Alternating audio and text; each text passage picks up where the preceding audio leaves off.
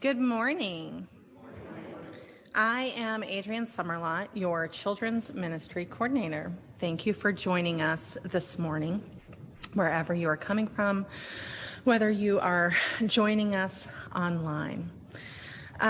Recently, I was able to go to my professional conference for liberal religious educators in Birmingham, Alabama. Yeah, talk about time and space and revisiting history. So I just want to let you know what you're in for today. We also took a trip to Montgomery, Alabama.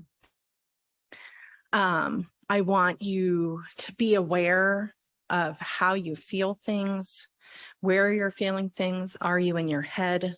Are you in your heart? Are you uncomfortable at times with the things we're going to talk about today? I also want to thank you with immense gratitude for supporting having a professional religious educator here and for generously supporting my professional line so that I could go to be with colleagues to do this important learning that is critical for me to do the work to serve you.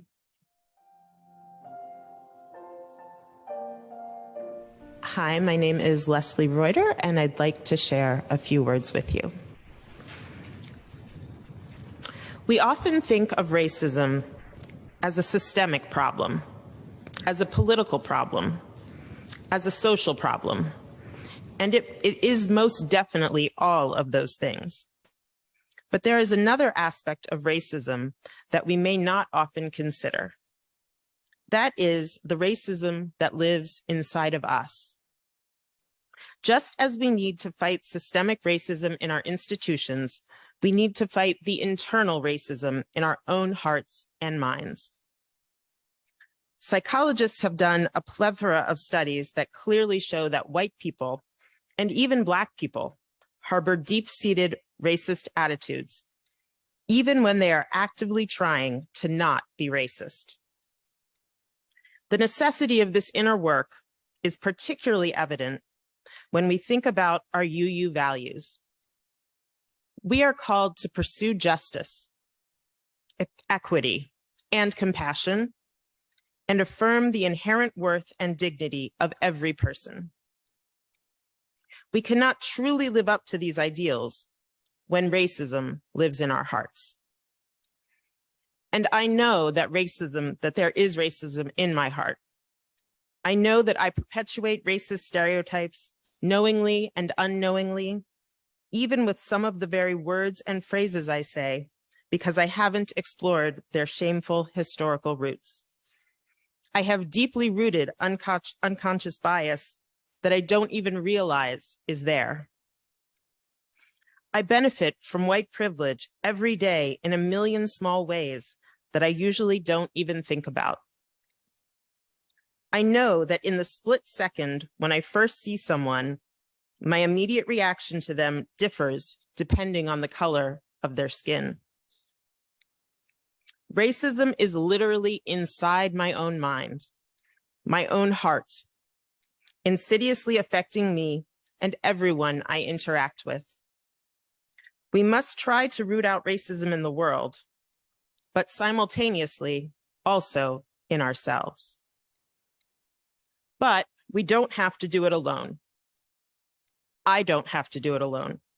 I know that in this place, I will find like-minded individuals who I know and trust, and who are also doing the difficult inner work of journeying towards anti-racism. The UU community provides me the fortitude and motivation to continue working towards anti-racism in myself, our community, and the larger world. Even when it seems hopeless, even when the top of the mountain seems impossibly far beyond my reach. Racism runs so deep in our country's history, our culture, our communities, and ourselves. We cannot truly live by our UU values. We cannot truly be spiritually whole until we grapple with the reality that is racism. And yet, every step in the journey is important, even if we never reach the goal. May we gain strength as we take those steps together.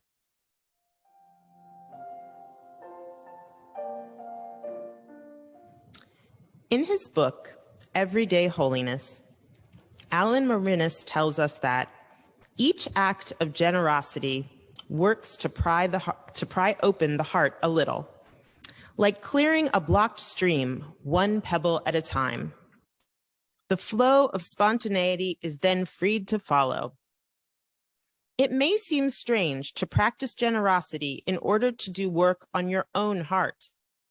That might even seem somehow to undermine the very quality of generosity itself, since the intention also involves a reward to the giver. Therein lies some of the magic of generosity. It rewards all. Though every act of giving is a reward in itself, it is particularly easy to see how each of us are rewarded for what we give to UUCCI and how it works on our own hearts. I think that most, if not all, of us would say that we receive from this place far more than we give. Adam and I give to UUCCI for many reasons: the warm and caring community, the creative and meaningful programming, the thoughtful and introspective services. But perhaps most importantly, because what we learn here makes us better people. The product, if you will, of this place is us, each one of us. We are what UUCCI adds to the world: a strong community of people who love others, pursue justice, and work for change. As Rabbi Nachman of Bratslav once said, if you won't be better tomorrow than you were today, then what need do you have for tomorrow? I am here and suspect that many of us are here because we want to be better tomorrow than we are today. And we know that the experiences we have in this place make us better. UUCCI makes me better because it makes me more whole. It makes my life more whole in countless ways. Though I only discovered this place 5 years ago, I cannot imagine my life without it. And that is the magic that happens here. Each one of us becomes more whole and are then better equipped to pursue justice, wholeness in our community and the larger world. The first step in making a more just, whole world is making a more just, whole me. And UUCCI is where that happens. So in this season of giving, as each of us decides how much to give to this special place, let us remember that an investment in UUCCI is really an investment in ourselves, and that what we receive here is truly priceless.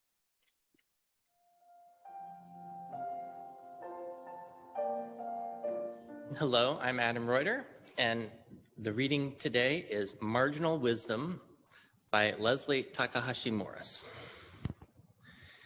They teach us to read in black and white. Truth is this, the rest is false. You are whole or broken. Who you love is acceptable or not. Life tells its truth in many hues. We are taught to think in either or, to believe the teachings of Jesus or Buddha, to believe in human potential or a power beyond a single will. I am broken or I am powerful. Life embraces multiple truths, speaks of both and of and. We are taught to see in absolutes, good versus evil, male versus female, old versus young, gay versus straight. Let us see the fractions, the spectrum, the margins. Let us open our hearts to the complexity of our worlds. Let us make our lives sanctuaries to nurture our many identities.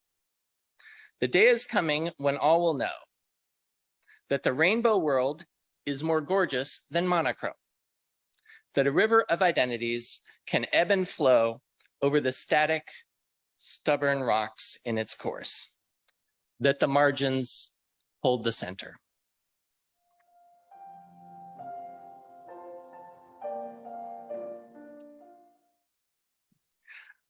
Loving inclusion has been an elusive goal within our congregations. We are covenantal people, and the promise of our faith, which was enough to bring us together, should have been enough to bind us together in love. Many hearts have been and often continue to be broken time and again. We are a covenantal people, and the promise of our faith, which was enough to bring us together, should have been enough to bind us together in love. The names of many of those of us who helped to make this denomination great were erased, their existence forgotten. We are a covenantal people, and the promise of our faith, which was enough to bring us together, should have been enough to bind us together in love. The pulpits and pews, which should have been warm and welcoming, were instead sometimes cold and unforgiving. We are covenantal people. The promise of our faith, which was enough to bring us together, should have been enough to bind us together in love. People who were considered pillars in their communities were sometimes considered pariahs within the walls of our congregations. We are covenantal people, and the promise of our faith, which was enough to bring us together, should have been enough to bind us together in love. Many of us straddle two worlds, one of filiation and one of faith. Covenantal people, and the promise of our faith, which was enough to bring us together, should have been enough to bind us together in love. Our beauty is that we are all different, and yet not different from one another. None of us should be considered exceptions, nor should we be subjected to baseless assumptions. We are covenantal people, and the promise of our faith, which was enough to bring us together, should have been enough to bind us together in love. The future of this faith is reliant on and belongs to all who embrace religious liberalism. Let us never forget that. We are covenantal people, and the promise of our faith, which was enough to bring us together, should have been enough to bind us together in love. Thank you, Leslie and Adam, for helping with that. That reading and that litany came from the promise and the practice. That was part of the white supremacy teaching several years ago after it was brought to light, the hiring practices within UUA that then caused us in our congregations to really shine light in cracks and dark spaces and to realize, yeah, there's problems out there, but there's problems in our house too. And it's up to all of us to figure out our pathway forward and through that.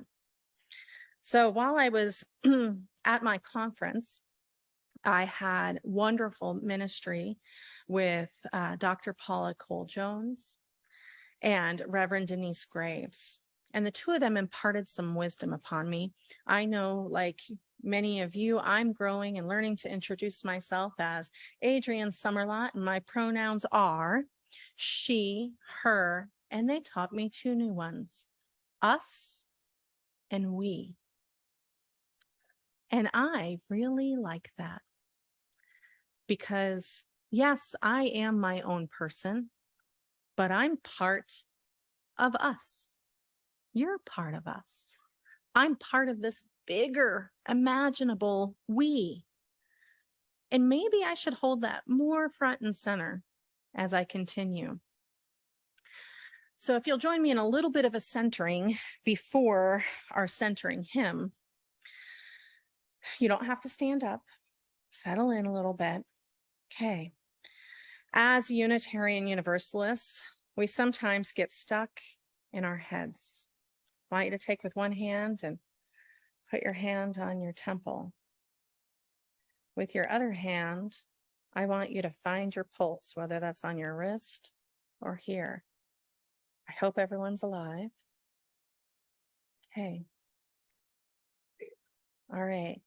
Our minds are important, right? Feel that in the temple. But let go of that temple for a moment. Get out of your head. Follow that pulse into your heart. Find your heartbeat. Join me.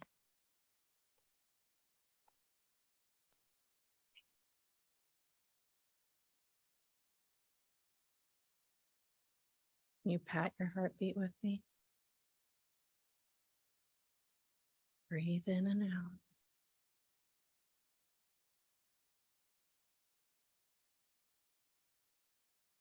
We have one heartbeat sometimes when we're listening, when we're hearing one another, when we think about us. Our next hymn reminds us we have come far. And this hymn became very familiar by one of the people I hold dearly in my canon of people who taught me to listen, to feel, to identify what others might be going through and think about how I could help. We sing this song, and while slavery has ended, some argue it has evolved as we look at our prison pipelines and the gross number of people who are currently imprisoned. I want you to hold them in your heart and the other injustices we are seeing with our Black and brown neighbors and those on the margins. Bring them into the center, bring them into your heart as we sing, I Wish I Knew How. I invite you to raise in body or in spirit and sing it enthusiastically with all of your heart.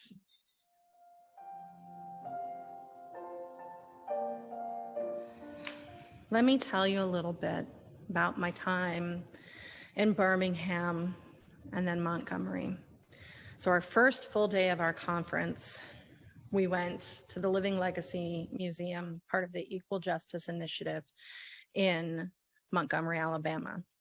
Let me back up a little bit.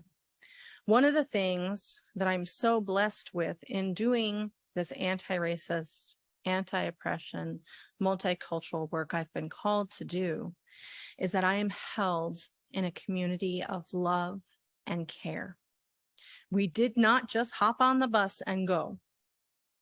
We knew this was going to be a heavy lift.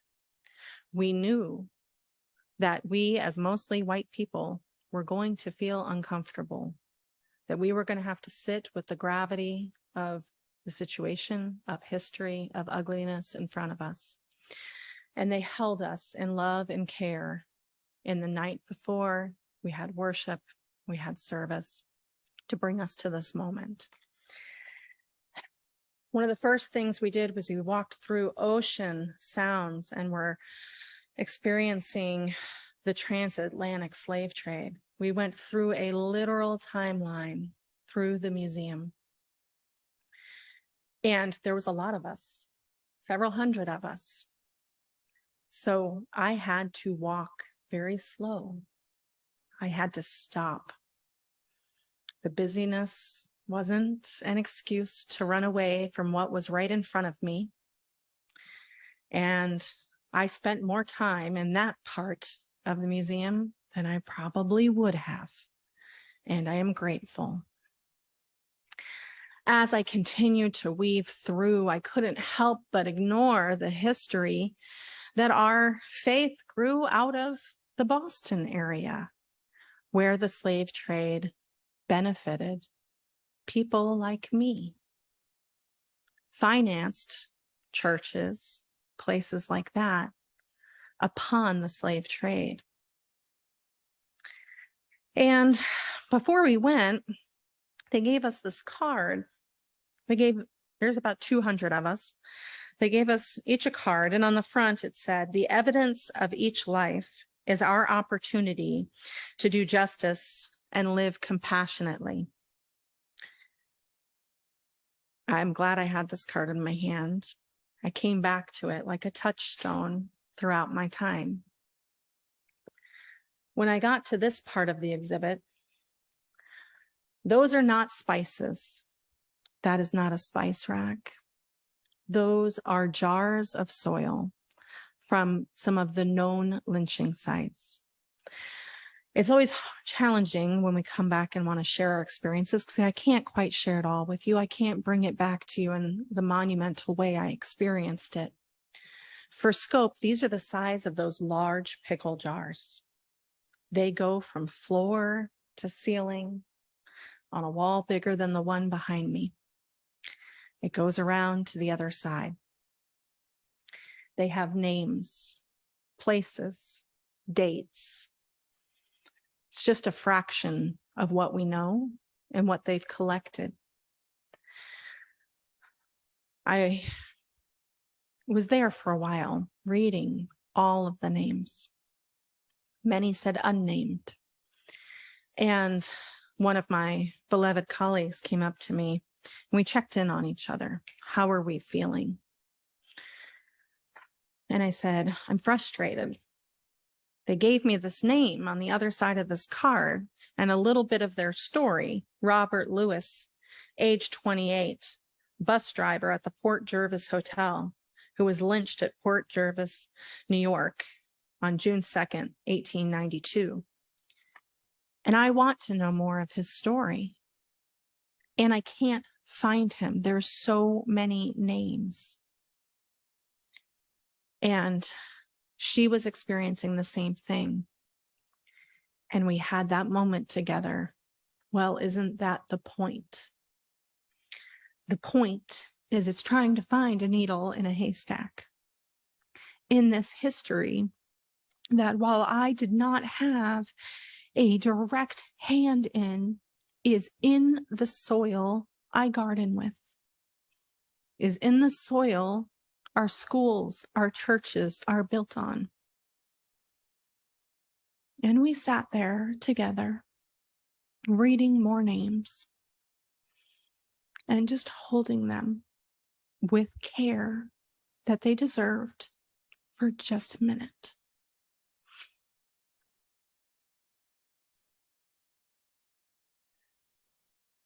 As we continued on, it was easy for me to start to find the through lines woven through history, suddenly clear like a pattern emerging in ways I had not fully comprehended before.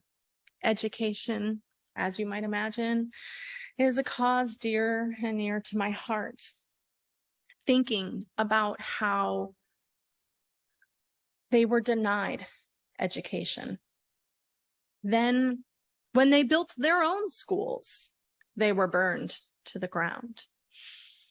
Then, when integration and segregation and integration then followed, I look at this classroom and actually think that's pretty nice by comparison to what some of our kids are having today. These schools today are as segregated as they were in 1953. And while that may not be what we want to believe, if you look at your school district lines, if you look at the gerrymandering, if you look at the way schools are graded, if you look at the funding, if you look at the mass exodus of teachers, it is there. But you have to look for it. You have to be engaged.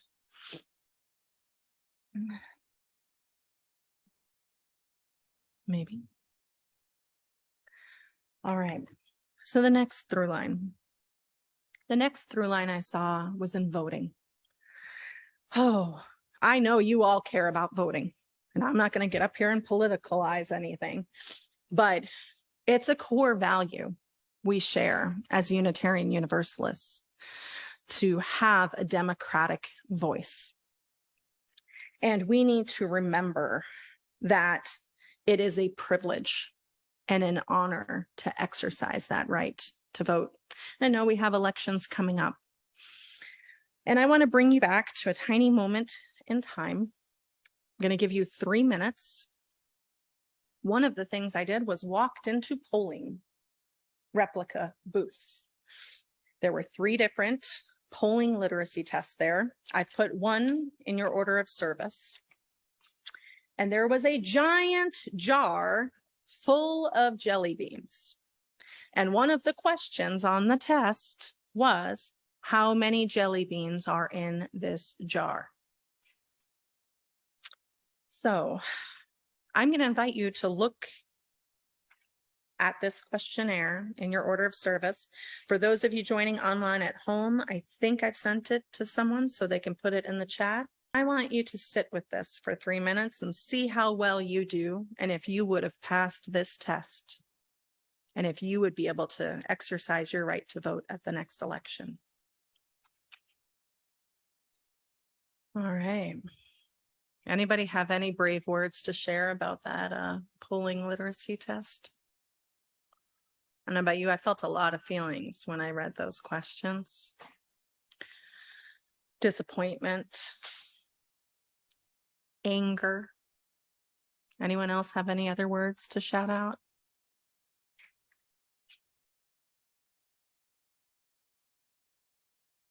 Yeah, disgust, embarrassment, right? And voter suppression still exists. It's still happening. It's still here.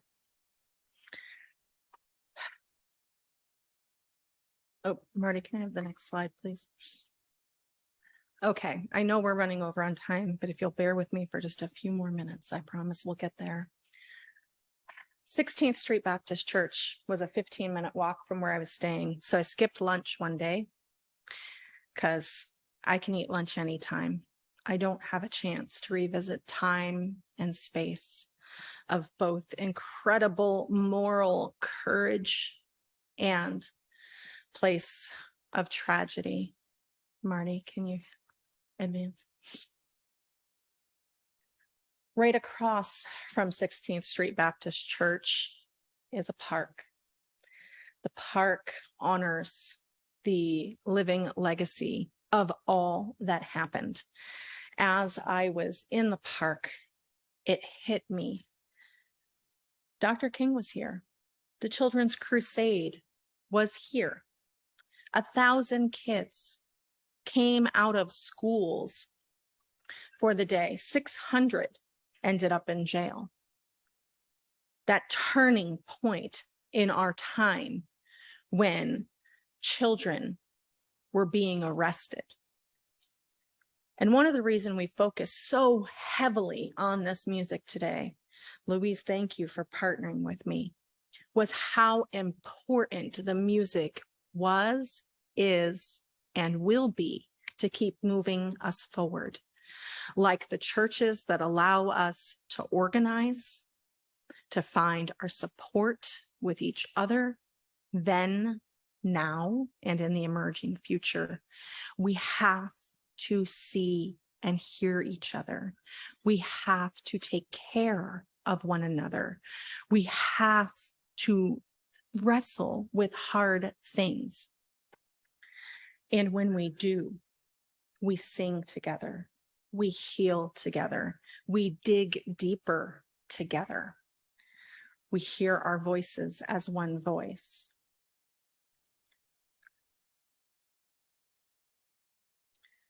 So here was part of the structure of the park. Those 4 little girls who lost their lives that day. Something I forget, those 4 little girls, if they were here today, would be younger than my parents. It's not that far removed. The things I didn't know before this trip is one of the girls' sister survived. Addie Mae Collins, you know, the one with the glasses? Her sister, younger sister, survived. She's blinded in one eye. And she remembered them tying the sash on each other's dress as they were getting ready to put on their choir robes. When we skip ahead, we miss those stories. Years ago, I was viewing Selma, the movie, for my work. And my kids wanted to watch it with me. My husband and I said, well, other kids don't get sheltered from this. And my kids were very young at the time. I want to say my oldest was not about the same age as these girls. And it hit my children, and we had to pause and we had to stop at that scene, because for one moment, one little moment in our family movie watching, they could have seen themselves in that situation. Granted, they're white, not black, so the risk is much more small for them. And we talked about that. But growing up as like pastors' kids, religious educator kids, they're running around the church all the time. That could have been them. And I know my kids carry that with them. We can't be afraid to have open and honest conversations with our children.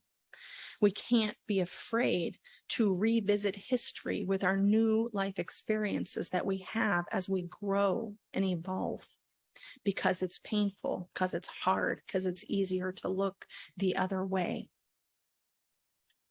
If you ever get a chance, I'd encourage you to go. I'll probably have to bring more of these things into future worships, because there just isn't enough time.